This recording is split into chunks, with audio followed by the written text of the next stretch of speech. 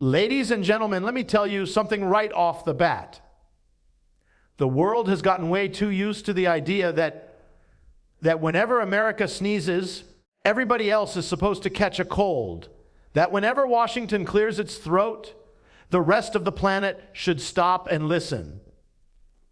For decades, that was the rhythm. That was the music playing in the background of world politics. But today, India stepped in, cut that record short, and put on a brand new track, and the man leading that charged Dr. S., Jaishankar, India's external affairs minister. Oh, and let me tell you, his statement didn't just make headlines, it shook some chairs in Washington, raised eyebrows in Brussels, and had folks in London sipping their tea just a little more nervously, because what he said wasn't a whisper, it was thunder. It wasn't hostility, but it was bold. It was unapologetic, and it was pro-India to the bone. Now, here's the scene. Former President Donald Trump, never a man to keep his opinions tucked quietly in his pocket, had something to say about India. You know how he rolls, sharp, dramatic, loaded with his usual flair, and you can always bet his words are going to light up a few fires. But this time, India wasn't just going to sit back, smile politely, and let it slide. This time, India sent Jaishankar to the microphone, and what came out of his mouth was the kind of statement that makes history teachers start updating their notes, the kind of line that makes young people sit up a little taller and say, "That's my country talking." See, here's what's different. For years, the West has gotten used to lecturing about democracy, about trade, about who should buy oil from who, about who should be friends with who, and who shouldn't be seen at what table. And most countries, because of dependency or fear, just played along. They said, "Yes, sir. Thank you, sir, and we'll see what we can do."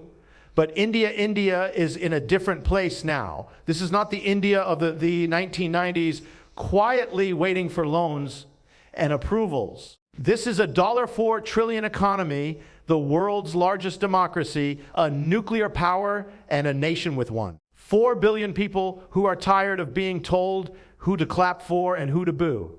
This is an India that can stand up and talk back. And that's exactly what Jaishankar did. He said, in essence, don't misunderstand us. We are not here to play somebody else's game.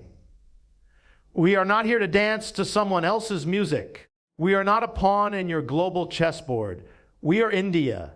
We will do what is right for our people, for our sovereignty, for our future.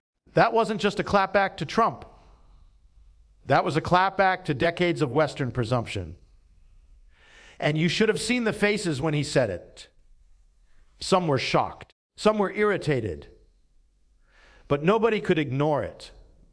And let me just pause here for a second. Because you know what makes this powerful? It wasn't loud. It wasn't an insult. It wasn't even aimed at creating drama. It was calm. It was confident. It was precise. That's the kind of power that scares the daylights out of people. When somebody yells, you can dismiss it as noise. But when somebody looks you dead in the eye and says, "We don't need your approval," and says it softly like they mean it, like it's the most natural thing in the world, you know they're not bluffing. That's what Jaishankar brought to the table. Trump has always spoken from a place of dominance of America first. And look, you can respect a man for looking out for his people, but sometimes that swagger walks into somebody else's living room and starts moving the furniture. This time, India said, "Hold up. You don't get to rearrange our house. You don't get to tell us what curtains to hang, who we should invite to dinner, and how we should light up the room. That's our call." And the West wasn't ready for that. They weren't ready for an India that stands up not just to defend itself, but to lay down a vision of a multipolar world. A world where there isn't just one boss, one sheriff, one referee calling all the shots. And if you've been paying attention, you can see the shift. India is buying oil from Russia despite the pressure. India is deepening ties with Africa, building roads, ports, giving vaccines, winning hearts. India is striking defense deals with France. Technology partnerships with Japan and still keeping ties with America. That's not confusion. That's strategy, that's balance. That's sovereignty at work. And Trump's words, they were just another reminder that the West still thinks it can guilt-trip nations into obedience. But Jen Carr's reply, it was a reminder that those days are over. You know what I love about this whole thing? It wasn't personal. It wasn't we don't like Trump. It wasn't we hate the West. No, no, no. It was bigger than that. It was we love India more than we fear you. It was we're not against you, but we're not beneath you either. And that, my friends, the sound of equality. That's the sound of a nation finally speaking in its own voice, not borrowed from some foreign textbook, not whispered in the corridors of embassies, but spoken out loud with pride. And, the West doesn't like being stunned. They like being the ones stunning others, the ones catching people off guard. But when Jaishankar said what he said, the West had no script ready. They didn't know whether to clap or to complain, because if they clap, they admit India is right. If they complain, they look like bullies. And that, my friends, how you win an argument, not by screaming, not by slamming the table, but by putting the other side in a place where all their usual moves don't work. Now, let's talk about why this moment matters. Because this isn't just about Trump. This isn't just about one statement. This is about the message India is sending to the world. We are not in anybody's shadow. We are not here to take sides. We are here to create sides, to lead, influence, to shape. For too long, people saw India as the silent giant full of potential, but not loud enough to make noise. But silence has ended. India is speaking, and when it speaks, 1.4 billion voices echo behind it. Think about it like this. When America speaks, the world listens because of its military, its money, its Hollywood glamour. When Europe speaks, the world listens because of its history, its institutions, its tradition of power. But when India speaks today, the world listens because of something deeper. Its credibility, its consistency, its ability to be friends with everyone without bowing to anyone. That's rare. That's valuable, and that's exactly what the West is realizing. So when Trump took his shot, India didn't panic, didn't bow, didn't get flustered. Instead, Jaishankar turned around and delivered a response that will be quoted for years to come. A response that young Indians will remember and smile about. A response that tells the West, we can work with you, but don't you dare think we work for you. And let me tell you this, that scares people, because a free India, a confident India, is not just another partner. It's a competitor. It's a leader. It's a country that can tilt the scales of global politics. And right now, the scales are tilting. So to all those who were stunned in the West, get used to it, because this is not a one-time thing. This is the new normal. India is done playing backup dancer. India is stepping up as lead singer, writing its own lyrics, singing its own song. And guess what? The world is already humming along. For a long time, the global stage was set like a play with only a handful of actors allowed to take the spotlight. The United States, a few others, they were the stars, the leads, the ones deciding when the curtain rises and when it falls. Everyone else, including India, was told to stand in the wings, speak when spoken to, and clap when the big players finished their lines. That was the script. That was the playbook. And for decades, India played along, sometimes out of necessity, sometimes out of habit. But today, that script is being rewritten. Today, India isn't just another participant. India isn't just another audience member. India is walking onto that stage with its head high, speaking lines nobody else wrote for it, delivering a performance that cannot be ignored. And make no mistake, this isn't about being rebellious or defiant. It's about being equal. Equality on the global stage means India doesn't wait for permission to act. It doesn't seek validation before making choices. It doesn't measure its worth by how much applause it gets from the West. Equality means India sits at the table with its own chair, not borrowing one from someone else, not sitting in the corner like a guest hoping to be noticed, but sitting right there in the center with the same rights, the same dignity, and the same authority to shape the conversation. And that right there is the transformation we are witnessing. The West has long carried the attitude that leadership is theirs by default, that global order is their inheritance. They see the rest of the world as students, as followers, as apprentices. But India has quietly been building its muscles, strengthening its voice. And now that it's speaking up, the West is realizing this is no apprentice. This is a peer. They may not like the sound of that, but they cannot deny it. India's economy is on track to become the third largest in the world. Its military is not just for show. It is credible, tested, and respected. Its technology sector is reshaping industries worldwide. Its space missions are inspiring billions, and its democracy is alive and thriving. When you put all of that together, you no longer have a country waiting to be guided. You have a country charting its own course and demanding recognition as an equal player in shaping tomorrow. Being equal doesn't mean copying the West. It means refusing to be defined by it.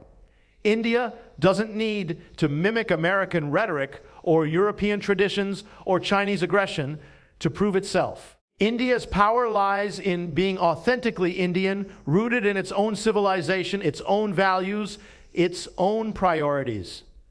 That's what makes it powerful. Because when a nation knows who it is, when it doesn't get lost trying to imitate others, it becomes unshakable. India has reached that point. You can see it in how its leaders speak, how its youth think, how its businesses operate. There's a new confidence, a new sense that India doesn't have to ask, doesn't have to plead, doesn't have to justify. It only has to do what's right for India. For decades, Western powers lectured India about everything, its economy, its politics, its foreign policy, even its culture.